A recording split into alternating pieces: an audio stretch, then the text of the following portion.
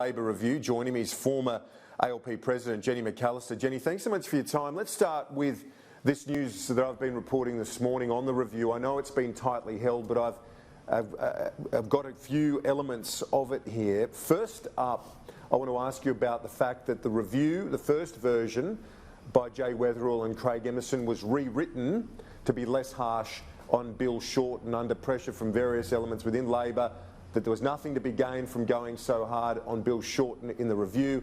The first version was rewritten to not scapegoat him. What do you say to that? Well, I actually don't have knowledge of the internal processes of the review, but I would expect that a Labor review, as we usually have after any election loss, would be a really robust assessment of all of the elements of the campaign. And I would also expect that there'd be numerous drafts of that review as people assembled their ideas, road tested them, and then refined them. So I'm not surprised that there's been more than one draft of the review, but I will say that I am really looking forward to reading it. We asked for a data-driven, evidence-based assessment of what went right and what went wrong, and it's really important that we get something that's robust. Might be tough reading for some of us, but people like me need to hear it, need to hear what went right and what went wrong, because a lot of people depend on us getting this right. Apparently, as well, the review says that the campaign strategy was ad hoc, nothing written down, no strategic plan to take on Morrison. It's quite hard to believe that that was the case in 2019. Like I say, I expect that there will be things in the review that are tough reading for the Labor faithful, and we all need to take responsibility for that. I was there. I was, part of the shadow ministry at that time. We need to take responsibility for what we did well and what didn't go so well, because I think the result indicates that we didn't get it all right.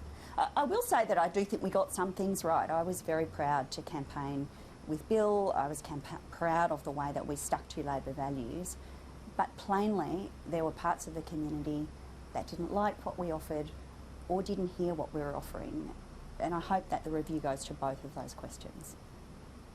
And in terms of the fact that obviously Bill Shorten, some of his people close to him are worried he's going to be scapegoated, but do they also need to have a dose of reality here? Because the fact was that, and I think this was at the centre of some of the revision of the initial analysis by Jay Weatherill and Craig Emerson, that he was unable to improve his standing with voters. That was a fundamental issue for the Labor Party.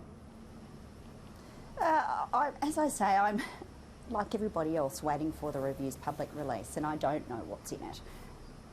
But yes, it's incredibly important that we all proceed on the basis of reality. Just after the loss, when Anthony Albanese was elected leader, he said we need to hasten slowly. We need to get the data together and we need to deal with the realities.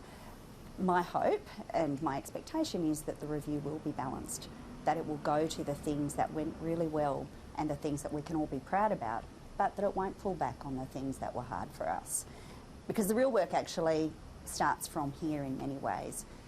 We've been thinking about our priorities, our future directions, but the review represents a moment where we now have a chance to turn our minds to the future, to really start preparing and planning for what comes next and the kinds of policies that we need to take into contemporary Australia in 2021-22, whenever the election is.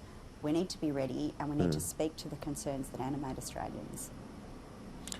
One of the concerns which I'm interested to get your thoughts on, and the review does a thorough job on climate change. It is sympathetic to the approach the Labor Party took to the election. Do you think that that's the right approach, with a change of narrative, as we've heard from Anthony Albanese, but to remain 100% committed on that issue? As I say, the review quite thorough on that matter of climate change and largely sympathetic to the policies as led by Mark Butler. It's really important that Labor sticks to its values, and one of our values is that every Australian has a stake in a safe climate, and we're going to be guided by the science on that. We're not like parts of the Liberal Party or parts of the National Party, happy to put the science aside. We accept what the scientists tell us about the risks of a changing climate, and we accept our responsibility to do something about it.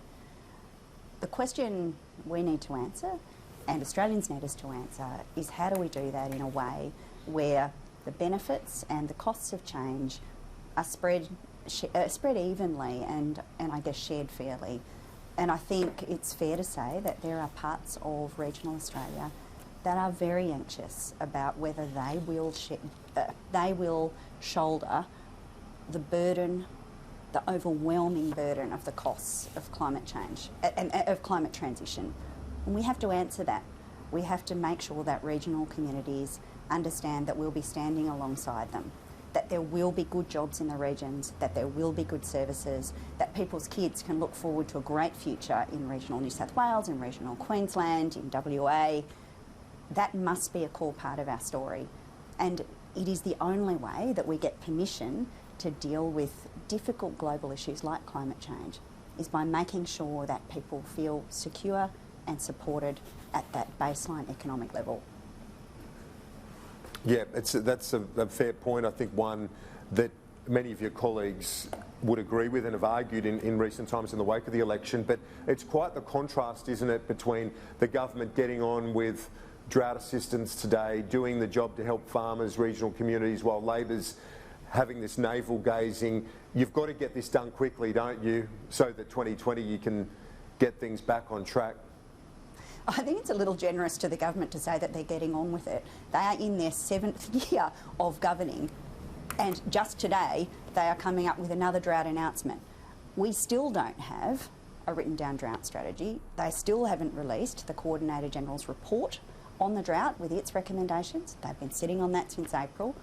They still haven't got any meaningful explanation about how the money that they are spending on drought is actually going to help farmers and drought-affected communities. That's on them. They are the government, and they actually need to start delivering. My general assessment is that country people are really upset about this. The Morrison government had a plan to win, but I don't think they had a plan to govern, and people in the country are feeling it. Jenny McAllister, appreciate it. We'll talk to you soon. Thanks. Kieran.